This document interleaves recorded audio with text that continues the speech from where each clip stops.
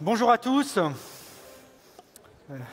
Alors, tout a été écrit sur la faillite de l'industrie française. Encore récemment, Nicolas Dufourcq, ici présent, a publié un excellent essai sur le sujet aux éditions Odile Jacob, où il revient avec exhaustivité et via une cinquantaine de témoignages d'entrepreneurs, de politiques, de banquiers, d'économistes ou encore de syndicalistes sur ces 2 décennies, 1995-2015, où la France s'est vidée, retenez bien ce chiffre, de près de la moitié de ses usines et a perdu un tiers de ses emplois industriels.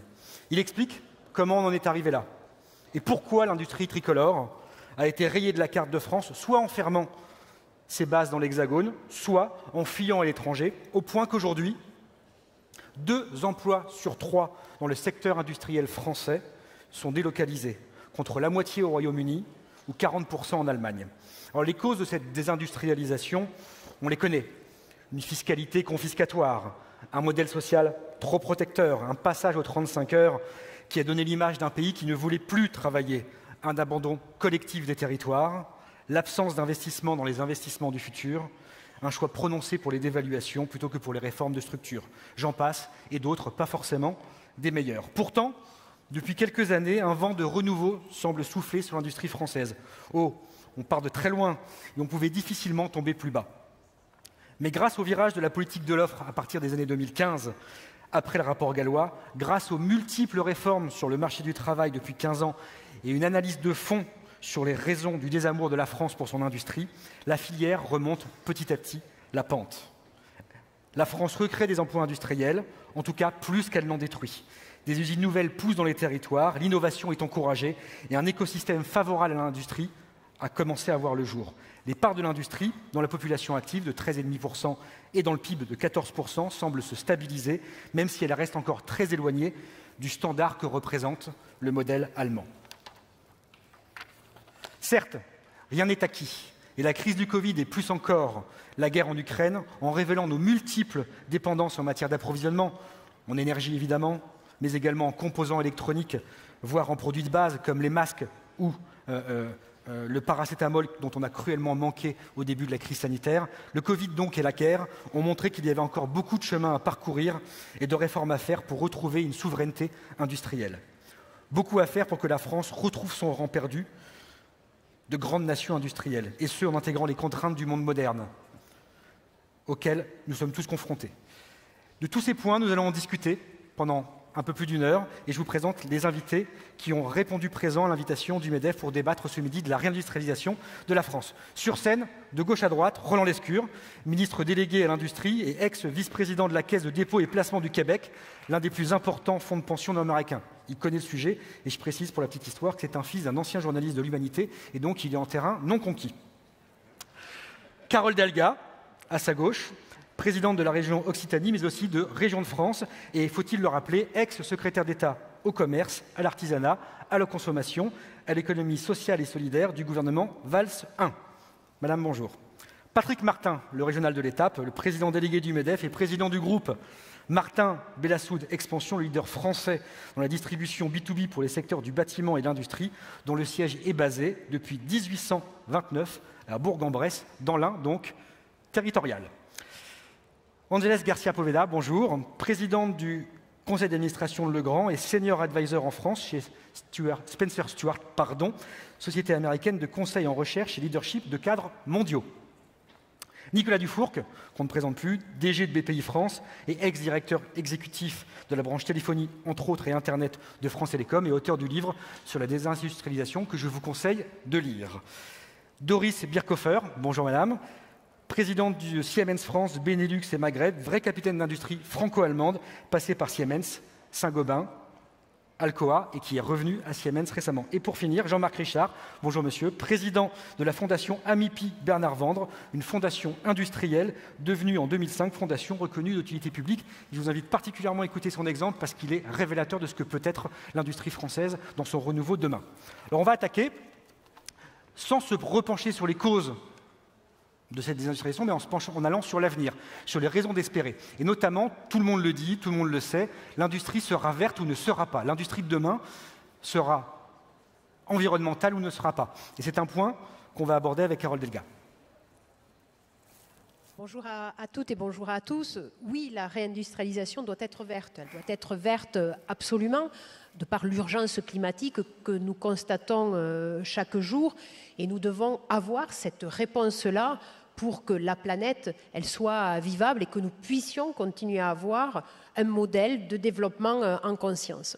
Elle doit être verte aussi pour pouvoir répondre à plusieurs enjeux que connaissent nos entreprises. Tout d'abord, concernant les difficultés de recrutement que connaissent nos entreprises. À travers une réindustrialisation verte, on a la possibilité d'être beaucoup plus attractif pour les jeunes générations qui sont toujours très attentifs à cet argument de l'empreinte écologique, et cela permet aussi de casser l'image de l'industrie à la Zola. Et nous devons beaucoup travailler ce sujet, j'y reviendrai, sur l'image au niveau de l'orientation scolaire, de l'industrie, démontrer que le côté de pénibilité n'existe plus et que nous sommes vraiment dans la nouvelle technologie, que nous sommes parfaitement en phase dans un système de production, mais qui est vraiment très attentif à l'impact environnemental. Et là, je pense que comme ça, on peut avoir une capacité d'attractivité pour les jeunes ou aussi pour les mutations qu'il peut y avoir dans ces carrières qui aujourd'hui ne sont plus linéaires. On ne rentre pas à 25 ans dans une entreprise et on n'en ressort pas à 65 ans. Donc on doit savoir attirer, et la question de l'industrie verte est absolument indispensable. Deuxième enjeu aussi auquel nous pouvons répondre à travers le verdissement de l'industrie, c'est sur la question de la pénurie des matières premières, des matériaux. C'est-à-dire que si nous sommes aussi sur des circuits plus courts, nous avons un argument sur la fiabilité de l'approvisionnement de nos entreprises. Et je suis, comme mon accent vous l'indique, présidente de la région Occitanie, en plus d'être présidente de la région de France. Et vous vous doutez bien que pour l'aéronautique, d'avoir une fiabilité et un approvisionnement constant et à proximité, c'est absolument indispensable. Et c'est pour ça que je me suis battue, j'ai perdu une première bataille, monsieur le ministre le sait, mais ce n'est pas fini, pour que nous puissions avoir une entreprise, la SAM, en Aveyron, qui sache produire toujours de l'aluminium, parce qu'une fonderie à aluminium sur le grand sud de la France, nous n'en avons pas. Et d'avoir en proximité, c'est bon sur la question des transports, c'est bon aussi sur la réactivité, et nous devons être sur cela très, très mobilisés. Et puis, nous devons, je pense, sur cette industrie verte, démontrer que l'industrie, elle sait s'adapter. Alors moi, clairement, en tant que présidente de région de France, j'affirme, en tant que présidente de la région Occitanie, que nous aimons les entreprises et que nous aimons l'industrie. Mon collègue Jean Rodner, président de la région Grand Est, dirait la même chose, avec des historiques bien sûr différents sur nos régions, mais par exemple sur la mutation de la filière automobile, qui en termes d'emploi concerne plus la région Grand Est que la région Occitanie, eh bien nous devons savoir intégrer cette donne environnementale, et nous devons structurer l'ensemble de la chaîne pour faire en sorte que ce soit au niveau bien sûr de la R&D, mais également jusqu'aux sous-traitants. Et c'est là où les régions, et j'y reviendrai, peuvent avoir un rôle structurant. Merci Carole Delga. Justement, Patrick Martin, on l'a vu avec l'exemple de la présidente Delga, les territoires ont un rôle fondamental dans cette réindustrialisation de la France, et notamment dans les liens que peuvent créer les filières industrielles avec les territoires. Comment ça se passe, cette liaison, cette nécessaire connexion entre l'industrie et les territoires? Ah, vous n'entendez pas bien. Donc c'est bien à moi que la question s'adresse. C'est vous, monsieur Martin. Non, je voudrais, en préambule, juste rappeler cette citation du général Foch au moment de la bataille de la Marne, parce que la situation se compare à celle de l'industrie aujourd'hui. Mon centre cède, ma droite recule, excellente situation, j'attaque. Aucune connotation politique quand je parle de centre et de droite. Pas plus tard qu'hier, Elisabeth Borne, ici même, a repris cette expression « on ne peut pas faire dans la demi-mesure ». Dans le même temps, le président Biden a annoncé un programme massif d'investissement qui bénéficiera notamment à l'industrie américaine. Les Allemands engagent 100 milliards d'euros sur leur réarmement. Ça bénéficiera à leurs industries d'armement. C'est ça le panorama. Donc en regard, et je reprends une métaphore militaire, voire guerrière, il faut faire venir les taxis de la Marne, il faut une mobilisation générale. Il ne faut pas courir tous les lièvres à la fois, il faut que l'industrie soit véritablement une priorité nationale. Ça suppose qu'on actionne tous les leviers. Alors il se trouve, Marc l'a rappelé, que je suis originaire de la première région industrielle de France, d'un département qui a le plus fort taux d'emploi industriel de France et où, comme par enchantement, le taux de chômage est extrêmement faible. Derrière tout ça, moi je l'ai vécu, je le vis encore, un des leviers, c'est une étroite, une constructive, une confiante relation avec les acteurs publics d'une manière générale, avec les collectivités locales en particulier. Or, on est en face d'un dilemme d'une certaine manière. Dieu sait si nous avons demandé et si nous nous réjouissons d'avoir une première ou une deuxième baisse des impôts de production, mais on sait très bien que du point de vue des élus locaux, du point de vue d'ailleurs des populations locales, ça peut être dissuasif, ça peut, au-delà des discours toujours bienveillants, conduire à ce que les mêmes élus, les mêmes populations se disent « ça n'a aucun intérêt pour nous d'industrialiser ou de réindustrialiser ». Donc il y a un vrai sujet, et d'ailleurs on a le même pour le logement, qui est de réimpliquer, de réintéresser les collectivités locales à la réindustrialisation, de sorte que ça se concrétise. Ça veut dire quoi? Ça veut dire il y a déjà des timides avancées, on va s'employer, le MEDEF va s'employer à ce que ça accélère et à ce que là aussi ça se concrétise. Il faut d'une manière ou d'une autre, en bonne intelligence avec l'État, qu'il y ait des reversements aux collectivités locales sur la base de constats, d'observations, d'analyses tout à fait objectives. Il y ait des reversements aux collectivités locales, de sorte que ce qu'elles ont perdu d'une certaine manière sous forme d'impôts locaux, elles le retrouvent, mais avec une recette dynamique, une recette stable. C'est un peu contradictoire parce que vous plaidez pour une baisse des impôts de production qui est une recette qui va aux collectivités locales.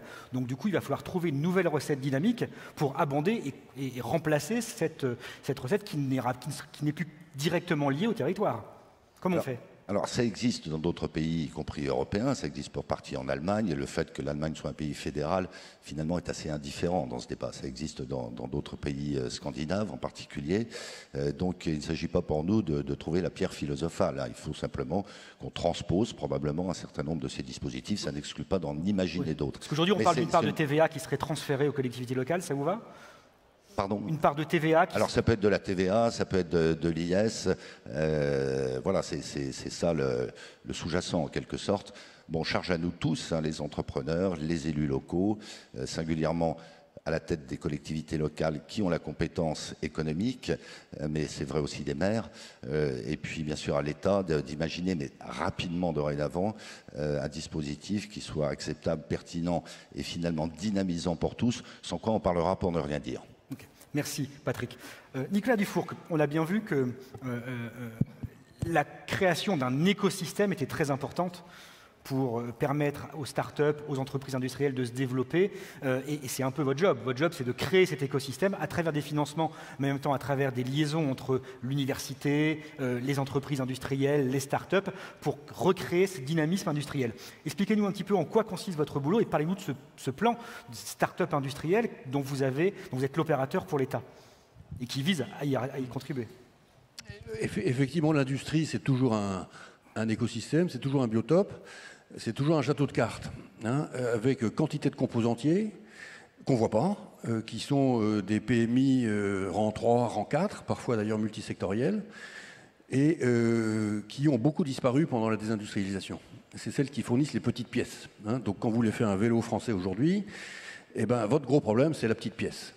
Donc vous avez de la techno, vous avez la fourche du futur fabriquée par un start-upper de l'université de Lyon, vous avez la selle du futur fabriquée par un start-upper de l'université de Toulouse, mais la petite pièce que personne ne connaît, vous ne l'avez pas. Voilà. Et donc reconstruire l'industrie dans les années qui viennent, ça va supposer de retisser un écosystème de composentiers. Parfois sur des petites pièces d'ailleurs tout à fait technologiques. Alors nous, BPI France, c'est pas compliqué, on est toujours bottom-up, on finance tous les entrepreneurs qui se présentent à nous dès lors que leur projet tient la route. Hein. Et on pense que c'est comme ça qu'on peut faire émerger des écosystèmes. Alors maintenant, les startups industrielles, c'est quoi? On a, à partir du début 2019, poussé quelque chose qu'on a appelé le plan Deep Tech, c'est-à-dire toutes les startups qui sont du monde d'Elon Musk et pas du monde de Zuckerberg. Donc c'est pas du digital uniquement, il y a du physique. Hein. C'est des startups qui viennent des universités scientifiques françaises, en fait. C'est des entrepreneurs qui n'ont pas 25 ans, mais plutôt 35, et qui ont découvert des choses dans leur labo. On le savait de la biotech, on le savait de la medtech, mais maintenant on le découvre dans tous les autres champs de la science française. la microfluidique, les nouveaux matériaux, etc. Or, ces chercheurs deviennent entrepreneurs. Tout a été fait pour. La loi Pacte a été votée, le statut chercheur-entrepreneur existe, et puis vous avez quantité d'aides qui sont venues accompagner ces volontés-là. Le changement culturel dans les universités, on y contribue beaucoup, on fait quelque chose qui s'appelle le Deep Tech Tour, on est constamment dans les universités, au contact des chercheurs, le changement culturel se fait. Et donc vous allez avoir de plus en plus de chercheurs entrepreneurs. Et quand vous êtes dans la Deep Tech, une fois que vous avez inventé votre objet complexe, vous devez vous poser la question du pourquoi pas le fabriquer en France. Et c'est là qu'intervient le plan Start-up industriel. On veut qu'à la question pourquoi pas fabriquer en France, la réponse soit eh ben oui. Et ce plan met en relation ces créateurs avec des sociétés existantes, leur fournit des financements? Alors donc il y a plusieurs solutions. Soit le chercheur entrepreneur, on va dire, se marie avec un manager et construit sa propre usine, financée par BPI France, sur des fonds du plan France 2030. Et donc des exemples, c'est l'usine d'Insect dans l'alimentation végétale à Amiens, c'est une grosse usine d'acides aminés d'ailleurs aussi à Amiens, c'est une usine de colle biosourcée pour faire des panneaux de bois à Saint-Avold, etc. Donc ça, c'est des chercheurs qui sont devenus entrepreneurs et qui sont devenus industriels. Et puis vous avez l'autre solution qui est, on va vous mettre en relation avec une PME qui a la culture industrielle, parce qu'il faut être bien conscient du fait que le chercheur ne l'a pas. Et la culture industrielle, c'est vraiment du judo 5e dan, quoi. Hein. Un entrepreneur me disait l'autre jour, c'est un jeu d'échecs en 3 dimensions. C'est beaucoup, beaucoup plus complexe qu'une boîte digitale. Et donc les patrons de PME qui ont survécu à la désindustrialisation sont des héros.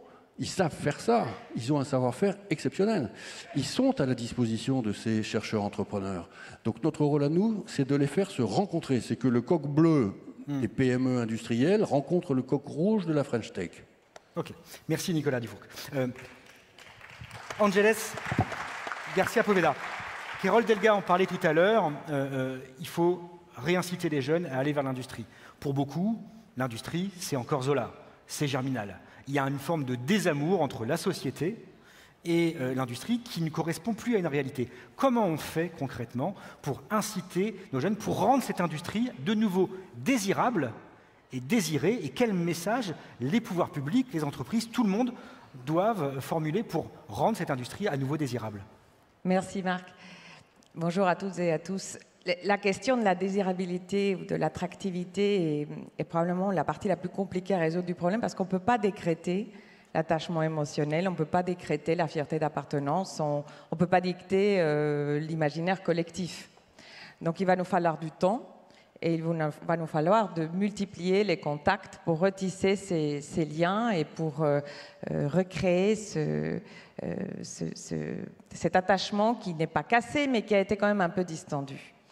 Et ça va passer, il ne s'agit pas de revenir à l'époque où une ville égale une industrie, où on se transmettait les emplois de grand-père en père ou de mère en fille, comme on pouvait voir il y a 100 ans. Mais il faut réinventer, proposer une image d'industrie moderne qui parle aux jeunes générations et qui soit à nouveau imbriquée dans la société et dans la vie quotidienne des territoires. Alors, pour ça, il nous faut travailler à la fois les messages et les canaux. Et je vais commencer peut-être par les canaux, et le premier est celui de la formation. Ça commence au collège. Ça commence au moment des stages de 3e. Et pourquoi pas imaginer d'ouvrir nos entreprises davantage. Il y a encore beaucoup d'ados qui ne trouvent pas de stage de 3e aujourd'hui. Le président Macron veut même aller plus loin, c'est-à-dire dès la 5e, avec un système de découverte des métiers. Absolument, absolument, dès la 5e. Et avec, pourquoi pas, des stages ouvriers obligatoires. Imaginons aussi des journées portes ouvertes dans tous les sites de France. Et vous imaginez la quantité de sites que nous pourrions montrer, sous réserve de secrets industriels, bien sûr. Mais il y a aussi l'utilisation des canaux qui sont ceux qu'écoute le grand public, ceux qu'écoutent nos jeunes, et qui ne sont pas les canaux classiques de communication de l'industrie. C'est TikTok, c'est Instagram. Pourquoi pas TikTok? Je ne rentrerai pas dans les canaux. Mais, si vous voulez toucher les jeunes, il faut aller là où ils sont. Il faut aller là où ils sont, ils vont employer le langage qu'ils emploient. Il faut aussi ne pas oublier qu'on a 3 millions d'ambassadeurs industriels en France. Ce sont les 3 millions de collaborateurs qui travaillent dans l'industrie. Chacun d'entre eux a un nombre de points de contact chaque jour dans leur vie, dans leur communauté, dans les territoires où ils habitent. Il faut aussi qu'on leur donne envie, eux donnent envie à d'autres. Donc sur les messages ensuite, on a de très belles histoires à raconter. Et vous parliez tout à l'heure d'industrie verte. Bien sûr, l'industrie doit être verte, mais moi je vais plus loin. C'est par l'industrie que viendra la réponse à la transition écologique pour l'ensemble de l'économie. L'industrie est responsable de 80% de la R&D. Sans l'innovation industrielle, on n'y arrivera pas. Et donc, travailler dans l'industrie, c'est aussi quelque part faire partie de la solution. Et on sait que c'est le premier élément qui est dans la tête de nos jeunes générations aujourd'hui, c'est le changement climatique. Le deuxième étant leur préoccupation, d'après les études de Deloitte, sur le pouvoir d'achat et l'accès à l'emploi. Bon, bonne nouvelle également, l'industrie offre en moyenne des salaires supérieurs à ceux d'autres secteurs et offre aussi des opportunités fantastiques de développement. Donc tous ces messages-là, il faut qu'on les partage, il faut qu'on les structure, il faut qu'on arrive à en faire notre bannière, notre drapeau. Il va falloir plus d'une voix VOIE et plus d'une voix VOIX. On parlait tout à l'heure d'écosystème. Et tout le monde a un rôle à jouer. Les entrepreneurs, on a un rôle à jouer, chacun d'entre nous, mais aussi les pouvoirs publics, mais aussi vous, les médias, Marc, qui doivent porter ce message, le relayer, célébrer nos succès collectifs, nos succès à l'international, les succès des grands groupes, les succès des PME, et en faire quelque chose de visible et d'attirant et qui produit de la fierté. Et essayer de transformer, de faire avec la French Fab le succès qu'on a connu avec la French Tech, notamment en démontrant, en multipliant les histoires et les exemples positifs d'industrie blanche, technologique. Et il y a déjà de très beaux exemples. On a le French Fab Tour est un très bel exemple, l'usine extraordinaire. Mais il faut qu'on monte le volume, il faut qu'on aille au-delà et qu'on intensifie les efforts. Merci Angeles. Monsieur le ministre, alors qu'est-ce qu'on attend ? On attendait cette réunion pour qu'on puisse... Ça y est, c'est parti maintenant. Non, mais ce qui m'intéresse dans ce qui a été dit, c'est qu'au fond, on partage tous le même objectif. Vous l'avez dit, on va pas revenir sur les constats, mais 30 ans de désindustrialisation, qui a des conséquences, et ça c'est ce qui m'intéresse évidemment en tant que jeune homme politique, mais homme politique quand même, qui a des conséquences politiques extrêmement fortes. Aujourd'hui, on a une France coupée en trois, on a une Assemblée nationale coupée en trois, qui n'est pas facile à gérer, je dirais, quand on est de l'exécutif. Et on a un intérêt tous à nous aligner de manière à ce que dans les territoires dans lesquels il y a de moins en moins d'industrie, on puisse en faire de plus en plus. Et dans les territoires où il n'y a toujours pas d'emploi, notamment les quartiers défavorisés dans lesquels les taux de chômage sont élevés, on puisse donner envie d'industrie de manière à ce que ces jeunes s'orientent vers l'industrie. Moi, ce qui m'a frappé, c'était juste avant la Covid. J'étais à Marseille. J'avais passé 1 heure avec des chefs d'entreprise qui tournent autour du port de Marseille et qui me disaient « on ne trouve pas de soudeurs ». Une demi-heure après, j'étais à 500 mètres de là, dans les quartiers nord. Vous avez traversé la rue, vous en avez trouvé? J'ai traversé la rue, j'ai trouvé 25% de chômage. Et je peux vous dire, c'était une rue qui n'était pas facile à traverser. Heureusement, j'étais avec la suppléante de Saïd Hamada, qui connaissait bien le quartier. Et donc, elle leur a dit, vous pouvez venir, lui, c'est pas un préfet et il n'est pas ministre de l'Intérieur. Et j'ai rencontré ces jeunes qui, aujourd'hui... Qu'est-ce que vous leur avez dit? D'abord, je les ai écoutés. Oui. Je pense qu'on doit les écouter davantage. Et je pense que maintenant que je suis ministre de l'Industrie, quand j'y retournerai, je leur dirai exactement ce que vous venez de dire. L'industrie, ce que vous avez dit aussi, Madame la Présidente, l'industrie, ça ne pollue pas. Ça dépollue et c'est l'avenir. L'industrie, c'est encore un peu pénible, mais ce n'est pas aussi pénible que ça l'était il y a 20 ou 30 ans. Et surtout, vous l'avez dit, l'industrie, ça paye mieux. 2 770 € en moyenne, salaire moyen dans l'industrie, à peine 2005 dans l'économie. Plus de 10% de plus d'écart de salaire. Ça donne des perspectives. Et puis avec ce que vient de dire Nicolas, ça donne en plus des perspectives entrepreneuriales. C'est-à-dire que malgré un management de plus en plus horizontal, il y a des perspectives d'évolution dans l'industrie. Vous n'êtes plus affecté à un job, une tâche pendant 10 ans quand vous entrez dans l'industrie. Maintenant, qu'est-ce qu'on fait pour ça? On a un défi énorme qui est celui de la formation. Vous l'avez dit, je pense que tout le monde ici le sait. On a fait...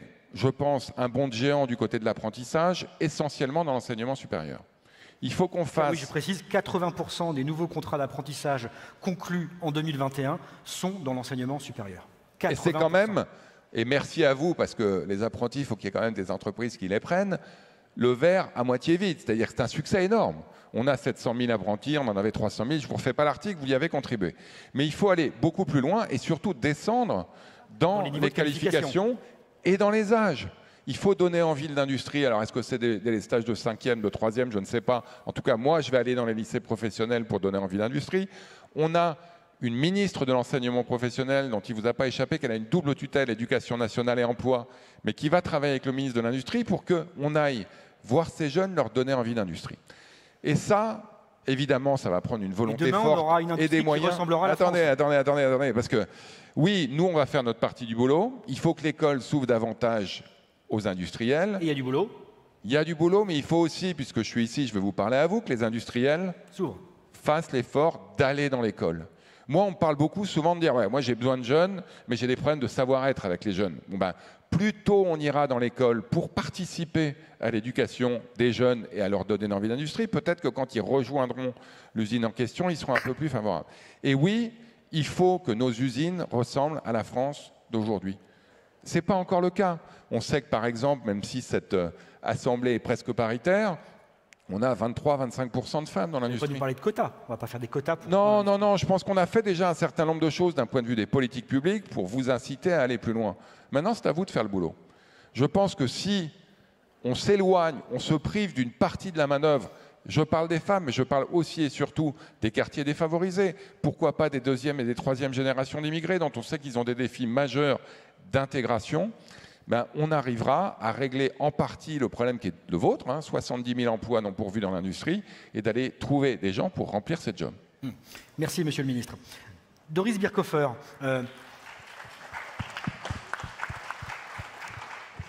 en préparant cette table ronde, il y a un point qu'on a abordé, c'est la question des dépendances.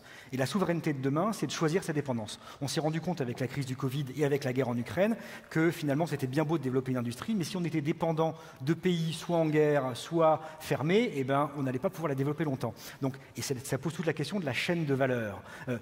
Comment vous, chez Siemens, vous essayez d'y répondre et quel est votre sentiment pour essayer d'améliorer cette chaîne de valeur et ces dépendances qui nous sont comme des fils à la patte pour le développement de l'industrie en France? Tout à fait. La question de la chaîne de valeur, elle est essentielle parce qu'en parallèle de se poser la question comment est-ce qu'on va réindustrialiser, se poser la question quoi, parce qu'on ne peut pas tout faire dans notre jardin. Et là, je peux vous donner quelques exemples concrets, un peu dans la direction, Nicolas, ce que vous avez dit aussi. En été, j'ai eu plusieurs escalades où mes équipes ventes sont venues me voir un peu en panique. On dit, écoute, on a un client, un opérateur d'importance vitale, et on risque de ne pas pouvoir livrer notre système de détection incendie. Donc, vous savez ce que c'est, les hôpitaux, les aéroports, les sites militaires et autres. Et donc, sans un système de détection incendie, il ne peut pas opérer son site. Alors, donc, on a creusé pourquoi on a une telle situation. Voilà, ça veut dire que notre usine ne peut pas faire l'assemblage de la centrale d'incendie. Pourquoi? Parce qu'il manque une pièce. Cette pièce, c'est un espèce de bornier de raccordement de câbles que l'on achète à une PME allemande, et cette PME allemande a des problèmes de s'approvisionner en matière plastique. Donc là, comme vous l'avez dit, c'est cette petite pièce, pas vraiment high-tech, qui nous a presque mis dans une situation très, très compliquée. On a la même situation avec l'acier qui vient de l'Ukraine et ainsi de suite. Donc, pour moi, il est essentiel de comprendre vraiment la complexité et l'intégralité des chaînes de valeur pour pouvoir prédire quel est le maillon faible et qu'est-ce qu'on doit produire en France, qu'est-ce qu'on doit produire en Europe, parce que je pense que la bonne échelle, c'est l'Europe. On va l'aborder, oui. Et après, trouver conjointement les bonnes solutions. Et vous pensez qu'on a compris l'importance de ces chaînes de valeur aujourd'hui, alors qu'on ne l'avait pas compris avant? Je pense qu'on les a compris, mais on a peut-être sous-estimé la complexité.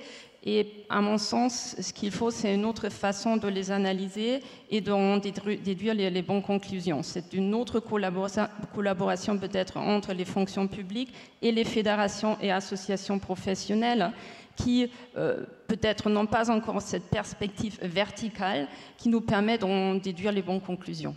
D'ailleurs, il y a eu la mission Varin sur justement la question de la sécurisation de l'approvisionnement en matières premières minérales qui ont été rendues en février dernier de mémoire.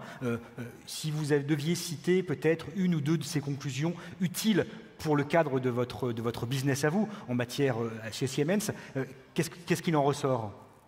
Bon, on voit il y a une dépendance de certaines matières rares et tout ça. Pour moi, une autre solution, c'est aussi l'innovation, la technologie. Donc si aujourd'hui je dépends d'un certain matériel, il faut qu'on trouve des alternatives qu'on peut trouver en Europe.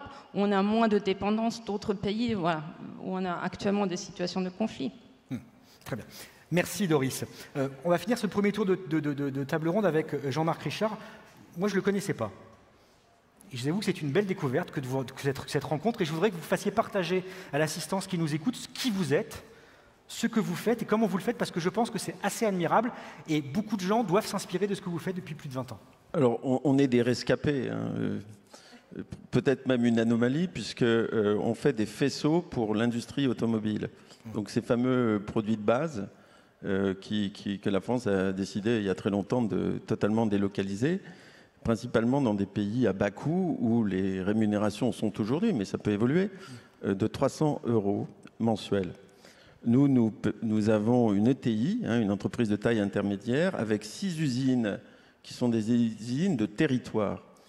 Et elles sont en Pays de la Loire, il y en a 4, et 2 en région centre. Et on a pu le faire parce qu'on fait un faisceau qui est un produit qui est encore manufacturier. Et si on a pu résister, c'était très très pénible, c'est grâce d'une part à une gouvernance qui a évolué. On a élargi la gouvernance à d'autres au sein d'une fondation reconnue d'utilité publique où votre ministère, certains ministères sont représentés, de façon à partager nos soucis et nos préoccupations qui sont des soucis de compétitivité. Mais surtout, si nous avons pu résister, et c'est là où ça peut intéresser l'Assemblée, c'est qu'en fait, on a des savoir-faire scientifiques, que des scientifiques, donc Maurice Vande, le fondateur, avait bien compris, parce qu'il avait un fils qui avait une trisomie, que le cerveau se développe par les périphéries. Autrement dit, c'est par le travail manuel, la vision, etc., qu'on va, en les stimulant, qu'on va développer les gens. Et donc, on a développé des usines apprenantes qui, en fait, sont autour d'un concept de dualité, à savoir, on ne transforme pas les hommes en machines. Je vous donnerai un exemple très concret tout à l'heure, mais on va essayer de développer des apprentissages, c'est-à-dire décomposer les activités de l'usine pour des apprentissages qui, quand ils se renouvellent, permettent de développer des synapses, des connexions synaptiques, de permettre aux gens de prendre confiance en eux. Et ensuite, bien évidemment, le but, c'est de les insérer. Alors pourquoi on a extraordinaire, cette façon de faire. Ce qui est extraordinaire, oui. C'est 80% des gens que vous employez et ont des problèmes, des handicaps. Et c'est incroyable, on a 900 personnes, dont 750 avec handicap cognitif, dans une UPA qui est une taille usine apprenante inclusive, qui est une taille raisonnable pour traiter des besoins de population, vous voyez, qui ont des maladies psychiques, qui ont des maladies cognitives, qui peuvent être liées aussi à des aspects génétiques. On a réussi à créer quand même 300 vrais postes avec des personnes ici présentes qui nous ont soutenus, de Stellantis, de Renault et de Plastic Omnium. Et le résultat, il est là, c'est-à-dire que moi, j'en suis absolument étonné. On a pu embaucher 600 personnes, même davantage. On fait 30 millions d'euros de chiffre d'affaires qui soulagent quand même les dépenses publiques. Et on fait 20 millions de non-dépenses publiques grâce à ces recrutements de 50 à 100 personnes par an. Parce que vous évitez... Et 30 personnes, exactement.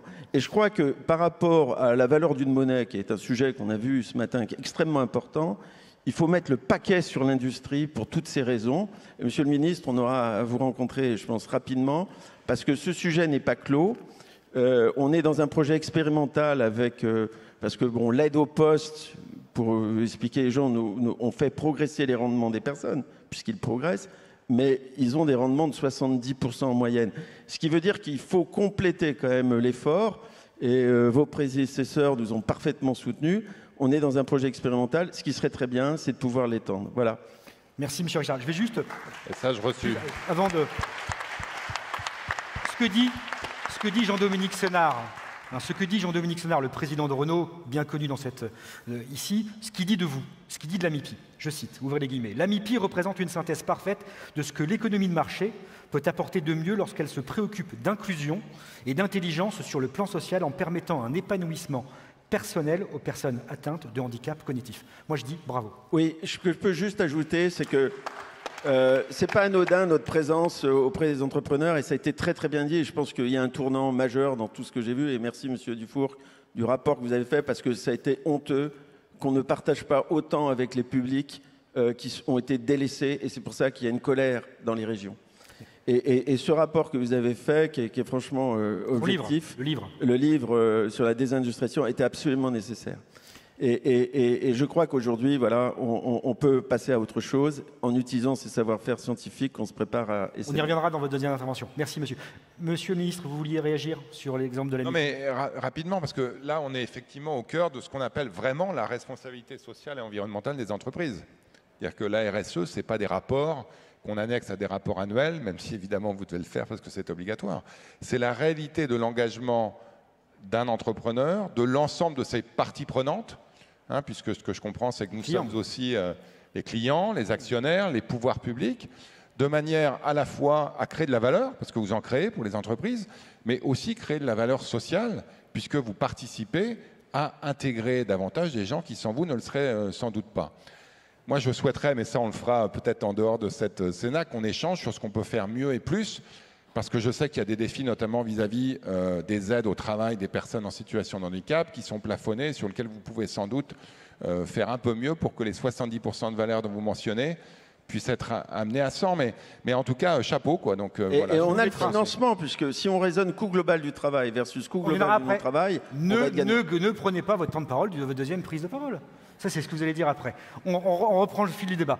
Patrick Martin, on va revenir à des choses plus terre à terre, plus pragmatiques, les sous. Les gros sous et la réglementation. On le sait que pour réindustrialiser la France, c'est dur à dire, il faut des financements. Et donc il faut que l'État facilite ces financements. Et il faut aussi déréglementer un peu, ou du moins faciliter la réglementation. Est-ce que vous pouvez nous éclairer sur ce point? Je redis quand même à Jean-Marc mon admiration pour tout ce qu'il fait. Et... chapeau.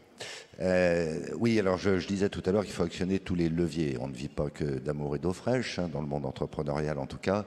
Et il faut rappeler en définitive qu'il nous reste un écart de compétitivité par rapport à nos concurrents européens à travers les impôts de production qui, malgré la suppression qu'on espère bien en une seule fois de la CVAE, restera de l'ordre de 25 milliards d'euros par an. Premier point. Deuxième point, et Geoffroy l'a rappelé dans son discours hier, on a fait chiffrer ce que coûterait en investissement aux entreprises françaises, mais singulièrement aux industriels français, la transition écologique pour atteindre nos objectifs de décarbonation, c'est-à-dire 35 à 40 milliards d'euros par an. Horizon 2030. À l'horizon de 2030 et probablement de 2050 si on veut véritablement atteindre la neutralité carbone. Et on y est prêt, on est même très déterminé pour y parvenir. Mais ça suppose quand même qu'on se dégage des moyens financiers, notamment financiers, ça n'évacue rien du sujet essentiel des formations, etc., etc. Donc premier point, il faut qu'on se dégage des moyens financiers. Bon, les meilleurs moyens financiers pour les entrepreneurs que nous sommes, c'est l'autofinancement. Je ne reprends pas ce que j'ai dit, notamment sur les impôts de production. Il faut sanctuariser des dispositifs, ça a été évoqué à plusieurs reprises devant cette assistance telle que le crédit d'impôt recherche. Il faut développer beaucoup plus le crédit d'impôt innovation qui s'adresse beaucoup plus à des PMI, des PME, qui est assez méconnu et sous-utilisé, en définitive, avec un coût budgétaire qui, en l'état, reste assez modeste. Mais au-delà de ça, il va falloir mobiliser des capitaux absolument colossaux et les flécher vers l'industrie. Or, et ça n'est pas un jugement de valeur de ma part, bien sûr, les investisseurs financiers ont une forme de prévenance à l'égard de l'industrie parce qu'il y a une part de risque, mais qui existe dans les services, qui existe dans le commerce aussi. Mais au-delà de ça, l'investissement industriel est par nature et par construction un investissement long. Et il y a une forme de contradiction entre les horizons d'investissement, je parle sous le contrôle très exigeant probablement, mais très averti en tout cas de Roland Lescure, puisqu'il a pratiqué ce métier d'une certaine manière au Canada, les horizons d'investissement des investisseurs financiers se raccourcissent au fil du temps pour des raisons qu'on comprend très bien, de maximisation en définitive de leur TRI. Or, l'horizon industriel est lointain, outre le fait qu'il est risqué. Donc, même s'il y a eu des avancées considérables, la BPI a évidemment contribué, merci Nicolas, France Invest, qui est un adhérent très significatif du MEDEF aussi, il y a des family office qui existent dorénavant, qui sont assez puissantes, qui n'existaient pas il y a quelques années encore, il y a des business angels, mais ça n'est pas encore à l'échelle. Donc, il faut qu'on imagine là aussi très rapidement des dispositifs de nature à flécher singulièrement cette surépargne qui s'est constituée, alors bien sûr dans les CSP+, depuis maintenant le printemps 2020. Rexecode a émis des propositions de ce point de vue. Là aussi, on a un beau chantier. Il faut le traiter rapidement. Merci. Monsieur le ministre, est-ce que vous nous confirmez que la CVAE sera bien supprimée en une seule fois dans le budget 2023 ? Et à votre place ce matin, Gabriel Attal, votre collègue ministre des Comptes publics, a parlé de 10 milliards de baisse des impôts de production. Moi, j'en étais resté jusqu'à présent à 7. Est-ce que vous pouvez nous donner une information ? J'avais 7,5 en tête. Alors, si le ministre du budget est prêt à aller jusqu'à 10, merci de me le dire. Je vais revenir tout de suite à Bercy pour lui dire, bon, tu as mis 2 milliards de plus sur la table ce matin, très bien. Moi, j'avais 7 milliards en tête et demi pour la CVAE, avec un défi majeur qui est de compenser euro pour euro les collectivités locales. Mais je vous rappelle, on l'a fait sur la taxe d'habitation, on va le faire sur la CVAE. Et un défi majeur pour nous tous et nous toutes, qui est de bien rappeler tout le temps que ce ne sont pas des cadeaux, mais bien des objectifs de réindustrialisation qui vont être permis ça, par c'est la cette fête de baisse l'IMAT, d'impôts. vous ne le disiez pas ici. Hein. Alors ça tombe bien parce que vous m'avez dit tout à l'heure, ici vous allez être bien reçu. Je vais à la fête de l'IMAT dans 10 jours et je débat avec Philippe Martinez. Donc je ne sais pas si l'Assemblée sera aussi polie et polissée qu'ici, on verra. Surtout si vous avez des cadeaux aux entreprises. Ouais. Je leur rappellerai que mon père était d'entre eux, mais je ne suis pas sûr que ça suffira, je serai juste qualifié de social traître. Non, mais évidemment, il faut qu'on le fasse. Après, n'oublions pas quand même, je ne suis pas là pour vous faire l'article de ce qu'on a fait depuis 5 ans, mais tout ce qu'on a fait, quoi. Vous avez parlé... Vous n'allez pas le faire. On va continuer. Oui, mais juste un point quand même, ce que vous avez mentionné, la BPI. Moi, ça a été une découverte. Quand je suis rentré du Canada, où je gérais 450 milliards de dollars dans une logique de long terme, j'ai découvert un objet qui n'existait pas quand je suis parti, la BPI. Chapeau, parce que c'est un investisseur de long terme. Alors, il est plus prêteur qu'actionnaire, mais il est quand même de plus en plus actionnaire. Chapeau. Les family office, vous l'avez dit, moi je suis pour l'investissement privé parce que souvent, c'est des gens qui regardent à long terme. France Invest, vous avez omis de mentionner quand même les investisseurs internationaux. Je veux dire, Choose France, ça fait 5 ans que ça existe. On nous le reproche parfois, peut-être moins qu'ici qu'ailleurs. 6,7 milliards d'investissements en 2022 avec 4000 emplois à la clé. C'est grâce à notre capacité collective à dire aux investisseurs étrangers, dont des investisseurs de long terme, venez investir en France. Tout ça, c'est quand même important et je pense qu'il faut le rappeler. Merci, Monsieur le Ministre. Angelas Garcia Poveda, pour réindustrialiser la France, il va aussi falloir simplifier l'ensemble des couches des intervenants en matière d'industriel. L'État, les collectivités locales, l'Europe, les régions, etc. Et ce système reste trop complexe. Et vous avez un proposition dit qu'il faut remettre du bon sens et de la modernité dans l'élaboration des réglementations pour développer l'industrie en France. Ça passe par quoi et comment on peut faire ?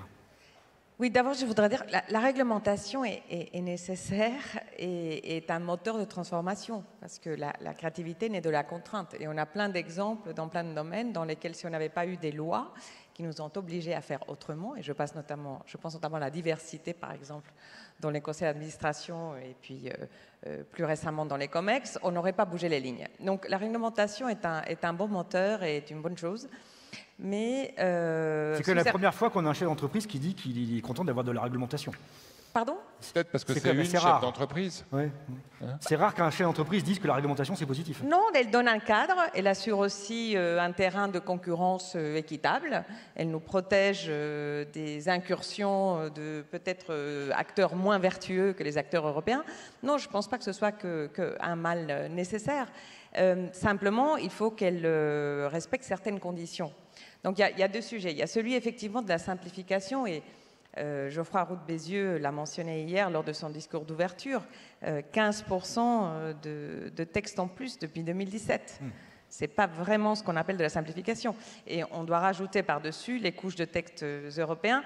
Mais l'abondance n'est pas le pire. Je pense que c'est le problème de la lisibilité, ou de l'absence de lisibilité. C'est-à-dire cette absence de stabilité qui fait que chacun d'entre nous sommes devant un brouillard dans lequel on navigue un peu à vue parce qu'on ne sait pas combien de temps cette réglementation va durer, sous quelles conditions elle va s'appliquer, à quel moment exactement. Et ça impacte les décisions d'investissement, ça impacte notre capacité à prendre des décisions tout court. Donc ce sujet de la simplification et de la stabilisation est important. Donnez-nous un exemple, la taxonomie. C'est un sujet que vous connaissez bien. Expliquez-nous en quoi l'élaboration de la taxonomie au niveau européen peut être un frein à la réindustrialisation de la France. Alors là, on est dans un terrain différent qui est celui de l'adéquation en fait, dans l'application entre le dispositif et l'objectif initial. Et pour reprendre celui de la taxonomie, on est, je crois, tous convaincus aujourd'hui que la décarbonisation de notre économie passera par l'électrification, puisqu'on a un objectif de consommation de 70% d'électricité en 2050 pour atteindre nos objectifs. Bon. Aujourd'hui, quand on regarde la taxonomie telle qu'elle est définie, elle exclut des pans entiers de technologies habilitantes qui sont nécessaires pour électrifier l'économie. Donc est-ce que ça a vraiment un sens de sortir de cette taxonomie des équipements électriques? Est-ce que ça a un sens de sortir de cette taxonomie des éléments qui sont nécessaires pour rendre nos data centers plus frugaux? Data centers dont on aura besoin pour numériser l'économie par ailleurs. Vous avez une explication pourquoi on les sort? Je pense que le problème de ces règles qui sont nouvelles, c'est que tant qu'elles ne sont pas appliquées, on ne voit pas forcément tous les écueils. Donc, on ne peut pas toujours tout anticiper. On aimerait le faire. Ce qu'il faut ensuite, c'est avoir la réactivité et l'agilité de les adapter. Je vous donne un autre exemple, la taxe au carbone, qui est une très bonne chose. Évidemment que c'est une très bonne chose. La taxe au carbone aux frontières. Pardon? La taxe au carbone aux frontières. Aux frontières. C'est une très bonne chose de se dire on va empêcher les fuites de carbone vers des pays moins vertueux que le nôtre. Évidemment.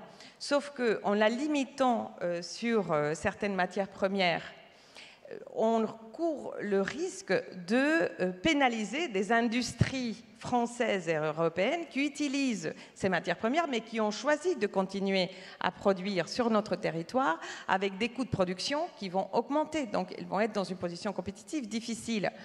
Donc, est-ce que ça veut dire qu'il faut supprimer le dispositif? Non, c'est un très bon dispositif. Le MEDEF a énormément, d'ailleurs, apporté au discours pour le supporter. Mais il faut être capable de le revoir pour inclure la totalité de la chaîne de valeur et pour empêcher que ces situations d'inégalité ne se produisent.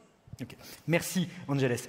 Nicolas Dufour, je voudrais revenir avec vous sur la capacité et la manière dont BPI France, qui fait beaucoup de choses et pas que financer ou prêter de l'argent à des créateurs d'entreprises, comment vous faites pour développer l'esprit d'entreprise en France? Parce que ça passe aussi par ça. On l'a parlé tout à l'heure, il fallait que l'industrie ressemble à la population française, il fallait descendre dans les niveaux de qualification pour faire en sorte que plus de jeunes aillent vers l'industrie. Comment on fait ça?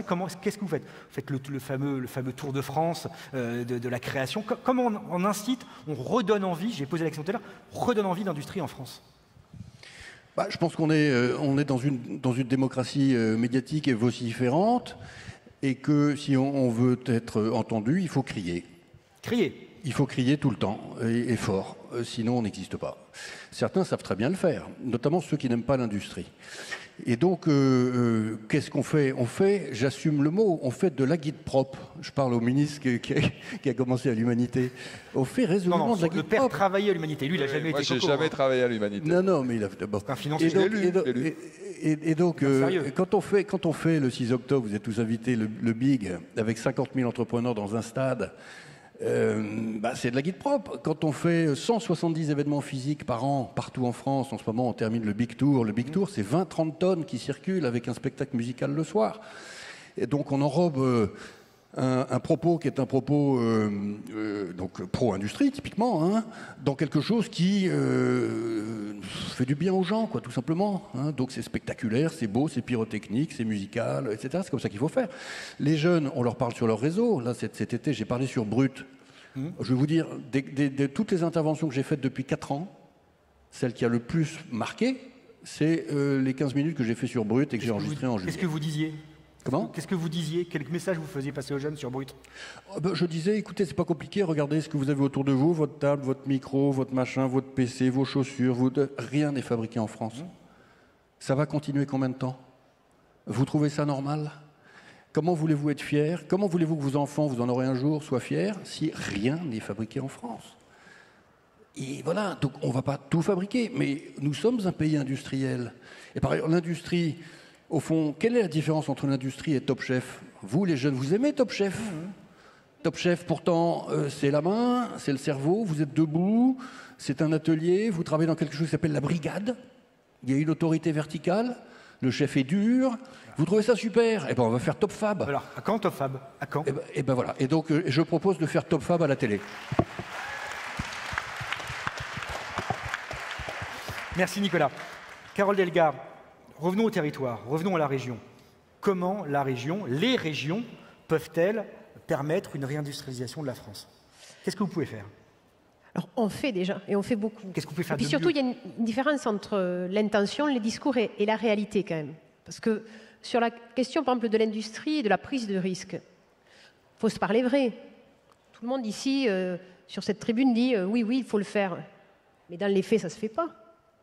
On a eu un dossier, je parlais de l'entreprise SAM en Aveyron. Il y a manqué, et on le sait. Et voilà, au niveau de Bercy, je reviens, une évaluation bonne de la prise de risque. Parce que sur l'industrie, il y a besoin d'investir beaucoup, longtemps, et avec des marges qui sont faibles. Et on a un manque de culture, en particulier à Bercy, et je le dis, ancienne ministre que je suis, l'assume également, qui est réel. Au niveau de BPI, avec Nicolas, on a souvent des discussions qui sont fortes, parce que je trouve que la Banque publique d'investissement, j'étais dans le gouvernement qui l'a créé, mais ne prend pas assez de risques sur ce sujet. Et quand je dis ça, ce n'est pas la présidente de région, c'est l'ancienne patronne d'entreprise de travaux publics, c'est-à-dire c'est pas l'industrie, mais j'y étais à la manœuvre et j'ai su prendre ma prise de risque pour les 150 salariés dont j'avais la responsabilité. Et donc les régions, nous rappelons ce qui est la réalité, parce que nous, les mains dans le cambouis, nous les mettons. Parce que quand il y a 300 licenciements dans une entreprise, eh bien on va sur le terrain et on voit les visages des gens et on sait les familles qui vont être dans le désespoir et on sait la misère qui va être créée sur un territoire et derrière les votes populistes qu'il va y avoir. Donc nous agissons clairement, tout d'abord en créant un écosystème. L'écosystème, c'est faire en sorte déjà que les métiers de l'industrie attirent. Et là, on doit ensemble, État et région, créer une révolution au niveau de l'éducation nationale. Parce qu'aujourd'hui, les salariés, les chefs d'entreprise ne peuvent pas assez rentrer dans les lycées, dans les collèges. Parce que moi, des chefs d'entreprise ou des salariés, pour aller dans les collèges ou les lycées présenter les métiers, je vous le dis clairement, il ne m'en manque pas du tout. Il ne m'en manque pas du tout. Moi, dès que je veux faire une opération... Par contre, il vous manque des écoles pour les accueillir. Mais voilà. En revanche, des proviseurs, des principaux me refusent l'entrée pour créer vraiment des animations autour de certains métiers ou tout simplement d'aller emmener les enfants sous votre dans respect, des salons. Ça fait 20 ans que c'est comme ça, 30 ans que c'est comme Oui, ça. mais ça peut il n'y a pas de nouveauté. Non, mais ça ne peut pas continuer. Qu'est-ce qu'on fait? Qu'est-ce qu'on fait? Qu'est-ce qu'on peut faire? Il faut là réformer clairement la question de l'orientation scolaire et il faut donner le pouvoir aux régions sur la question de l'orientation scolaire parce que les régions, nous sommes le go-between entre le monde de l'éducation des lycées et entre le monde de l'entreprise. En Occitanie, sur les 6 dernières années, j'ai aidé 80 000 entreprises. Alors moi, des chefs d'entreprise, des salariés, j'en connais à l'appel. Ensuite, il faut investir dans la recherche et l'innovation. Dans des moments de grande tension budgétaire, il ne faut jamais renoncer à l'innovation et à la recherche. Et à la recherche parce que c'est la création de richesses de demain. Et puis, les grandes régions, nous avons aussi la possibilité de créer des filières entières. La question de l'hydrogène. La question de l'hydrogène, il faut la production, il faut la distribution et il faut les usages. Et quand on est une grande région, eh bien la production, on peut la voir. Alors on a un littoral, donc c'est en particulier l'éolien flottant. Ensuite, il y a toute la question de la production. Et là, la région, elle est actionnaire avec Schlumberger. Nous avons créé une entreprise qui s'appelle Genvia. Ça va être une gigafactory pour des électrolyseurs qui vont produire l'hydrogène. Et puis, donc, il y a la distribution. On investit dans des bornes. Et puis, également, il y a les usages. Les usages, il a fallu que les présidents de région, nous battions, sous le précédent quinquennat, pour obtenir les trains à hydrogène. C'est-à-dire, ils étaient en partie fabriqués en France, donc en Occitanie et en Grand Est. Ils roulaient en Allemagne. Et chez nous, on n'arrivait pas à convaincre la SNCF et le président de la République de faire rouler des trains à hydrogène. Et c'est parce que les régions nous avons dit nous allons payer 2/3 de ces trains-là qu'ils vont rouler d'ici 2 ans, et en premier, ce sera donc en Occitanie. Nous avons aussi besoin de développer les usages, que ce soit sur les cars ou les bus à hydrogène. Et puis, il y a également les freins à l'emploi où les régions ont agi. On agit pour la mobilité de nos salariés. On agit pour aider à la garde d'enfants de nos salariés. Et il y a tout le dispositif qu'ici je ne vais pas développer parce que c'est bien connu, des aides de la région, que ce soit sur des subventions, des avances remboursables. Je le disais, la région actionnaire, ça c'est assez nouveau et c'est prometteur, en particulier dans le secteur des énergies renouvelables. Et puis les fonds souverains que nous développons dans nos régions. Donc on a un panel d'outils financiers qui permettent d'être réactifs et adaptables. Parce que ce sera mon mot de la conclusion. Nous avons un monde qui évolue à la vitesse grand V. Et ce que nous devons avoir, c'est une capacité d'adaptation et de réactivité. Donc il faut se lancer, après évaluer ce qui est bon, ce qui n'est pas bon, et quand ce n'est pas bon, être en capacité de réagir rapidement. Merci Carole Delga. Accusé Lescure. Non mais, moi je considère que mon rôle dans les 2-3 ans qui viennent, ça va être d'être un espèce de chef d'équipe, de capitaine ou de coach qui va essayer d'aligner tous les acteurs, toutes les parties prenantes de l'industrie pour la porter vers l'avant. À la fois l'industrie de demain et l'industrie d'hier. Et ça tombe bien d'ailleurs parce que dans les 3 ans qui viennent, on n'a pas d'échéance électorale majeure nationale, mis à part les sénatoriales, qui vont quand même moins concerner à la fois les Françaises et les Français et les industriels que d'autres. Donc moi j'espère qu'on va continuer à travailler ensemble, qu'on ne sera pas tous les jours d'accord sur tous les sujets, mais je vous ai entendu parler de Genvia, Madame la Présidente. Superbe entreprise, on parlait tout à l'heure de l'innovation, qui s'appuie sur une idée du CEA de Grenoble, qui va développer une usine électrolytique à Béziers, chez vous, avec 200 millions d'aides publiques de l'État.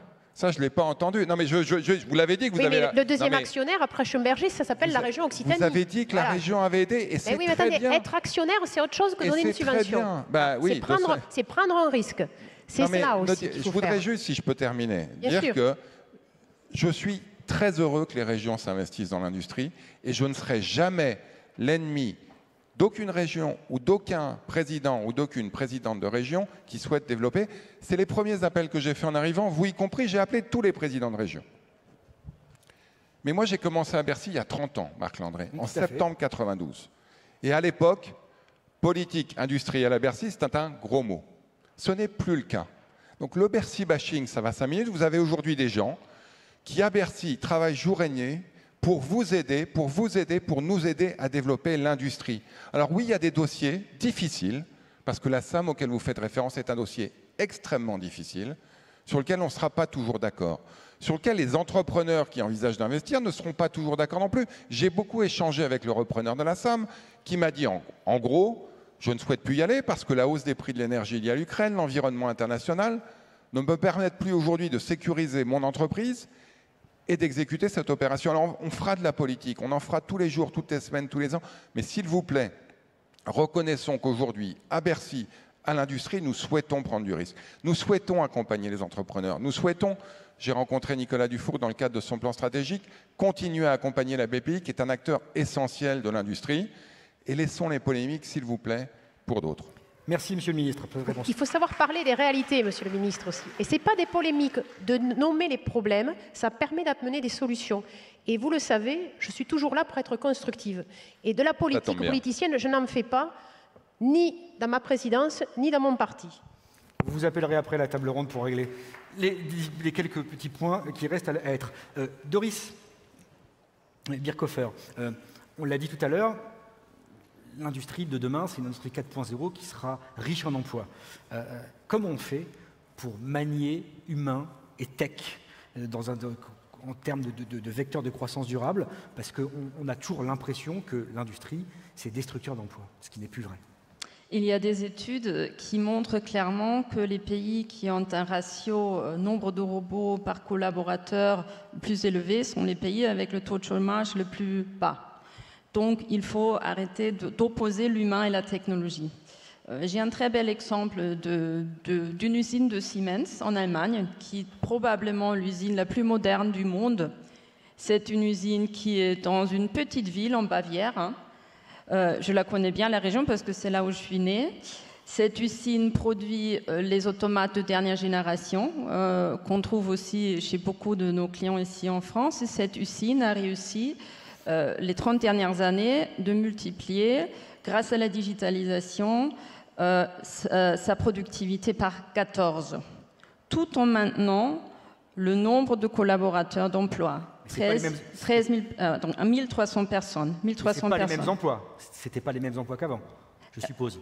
Voilà, donc ce qu'il faut faire pour pouvoir le faire, il faut accompagner en permanence ces collaborateurs en les formant, en développant des compétences dont on a besoin, parce qu'il y a 30 ans, les compétences étaient différentes des compétences dont on a besoin aujourd'hui. Et je pense que c'est là où on a un très bel exemple de réussite, mais on a aussi de beaux exemples de notre côté du Rhin. Je peux vous citer l'exemple de notre usine à Haguenau, en Alsace, une usine avec 800 personnes qui produit des instruments de mesure de précision pour l'industrie, qui a d'ailleurs reçu le label de l'industrie du futur par votre prédécesseur. Et cette usine est aussi une usine très digitale et en plus, elle est un très bel exemple de la glocalisation. Donc cette volonté d'être globale et locale en même temps. Ça veut dire c'est une usine chef de file, à côté de 2 usines sœurs, une au Canada, l'autre en Chine. Mais ce qui est sympa, c'est cette usine, c'est là où il y a la R&D, là où il y a l'ingénierie et le design, et ça permet à cette usine d'être toujours un peu à la tête de réflexion et de pousser les innovations qui sont nécessaires. Mais si besoin, les 3 usines sont capables de produire de façon autonome, mais ça n'empêche pas de faire des échanges. Et c'est dans ce sens-là, je pense qu'on doit développer l'industrie. Très rapidement, vous vouliez aussi dire que pour réindustrialiser la France, il fallait tenir compte des nouveaux risques auxquels l'industrie est confrontée, risques cyber, risques climatiques et autres, et que ça avait aussi à avoir un coût et des investissements nécessaires. Absolument. Bon, beaucoup parlent justement beaucoup de la digitalisation, de la décarbonation, qui est un grand facteur de compétitivité, mais il ne faut pas sous-estimer les enjeux autour de la résilience. Parce qu'on peut avoir les plus belles usines du monde, si un incendie ravage une usine, elle ne peut pas fonctionner pendant 1 an, on a de gros problèmes. Donc il faut intégrer dans la construction de l'industrie ce facteur de résilience. On fait ça par exemple avec l'industrie agroalimentaire, tout un programme de food defense autour de ces risques naturels, mais aussi la cybersécurité. Les risques de cyber dans l'industrie ont énormément augmenté les dernières années. On n'a pas les compétences, déjà il y a une pénurie d'experts en cyber, et il faut qu'on arrive à avoir les compétences nécessaires pour nous défendre contre ces risques également. Et aussi donc prévoir les formations qui vont avec pour permettre Absolument. ces nouveaux emplois de se créer. Merci Doris Birkhofer. Jean-Marc Richard, je reviens vers vous et la MIPI. Pour vous, votre modèle apprenant, il est transposable et généralisable. C'est-à-dire que votre exemple peut servir d'exemple à l'ensemble de l'industrie. Expliquez-nous pourquoi et surtout comment. Oui, alors il est tout à fait transposable. Pourquoi ? Parce qu'il repose sur des savoirs scientifiques maintenant reconnus. D'abord, il y a la culture produit. Elle est importante quand on a un observatoire au Maroc et en Allemagne.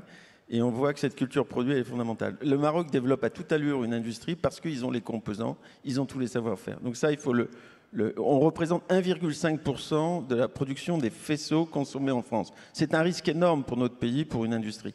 La deuxième chose, c'est qu'il faut mettre le paquet sur les apprentissages, mais pas à la mort moelle-neu. Il faut faire des apprentissages avec des processus comme en Allemagne, qu'on est allé visiter avec quelques-uns en 2016, et ça se renouvelle, à savoir les apprentissages, c'est un processus. Il y a le modèle, celui qui a déjà fait le boulot, celui qui va apprendre et celui qui va suivre le travail de manière à ce qu'il n'y ait pas de poison de la rivalité. Je pense que ce qui perdure en France, c'est le poison de la rivalité à tous les niveaux. Alors que quand on veut apprendre et permettre aux gens d'apprendre, il faut éviter ce poison de la rivalité.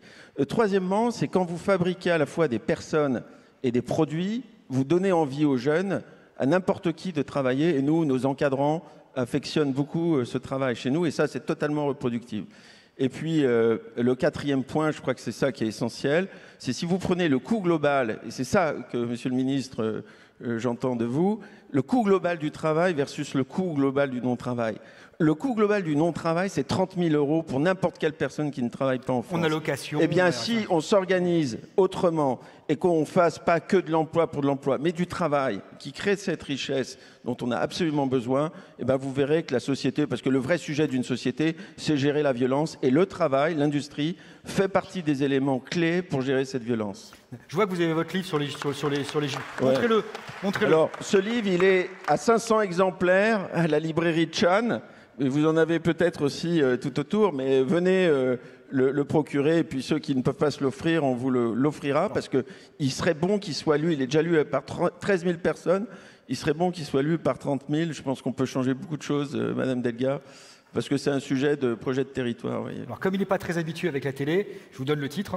C'est Le travail qui guérit l'individu, l'entreprise, la société. Il a été écrit par le professeur Jean-Michel Ougourlian, qui vous a inspiré la méthode par mimétisme d'apprentissage chez Amipi, et c'est publié chez Plomb. Merci beaucoup. Non, un dernier mot. S'il y avait une chose, un conseil que vous devriez donner aux entrepreneurs, ou à la France, ou aux ministres, pour que ça marche, ça serait quoi? Déjà, c'est l'espoir. L'espoir, et le professeur Robert Debré le disait, il n'y a pas d'entrepreneur et d'entreprise sans espoir, et c'est par l'entrepreneuriat engagé sociétalement qu'on pourra y arriver. Ensuite, il faut travailler à la marge, et j'aime bien ce que Patrick disait tout à l'heure, il faut cogner dans tous les sens, revoir, et avec notre ami Olivier Luanzi, on est en train de revoir toutes les activités qui pourraient être localisées. Alors, il faut être rationnel et raisonnable, parce que tout ce qui est excessif est dangereux ou insignifiant. Et être rationnel, c'est essayer déjà, nous, 1,5%, passer à 5% de faisceau. C'est un produit d'avenir, le véhicule électrique, il sera là. La PFA nous l'a dit, nous l'explique, on a nos amis ici présents. Et forcément, il faut beaucoup d'espoir et on saura vous en donner grâce à cet ouvrage. Merci beaucoup Jean-Marc Richard. Je rappelle, la Fondation Amipi. Merci. On va conclure avec vous, Monsieur le Ministre, si vous voulez bien, parce qu'on a parlé de tout, sauf d'Europe. Or, si réindustrialisation il y a dans tous les pays européens, chacun ne peut pas y aller, que la vache te pousse dans chacun des pays. Il faut une coordination européenne. On l'a bien vu qu'après la crise du Covid, ça s'est fait, mais en même temps, ça a été compliqué parce que tout le monde a voulu reproduire des masques, des respirateurs et du paracétamol. Comment on fait pour avoir une coordination européenne efficace en la matière? Oui, alors l'Europe, là aussi, depuis 30 ans, voire même un peu plus, c'est à la fois une partie du problème et une partie de la solution. Vous avez 3 minutes, Monsieur le Ministre.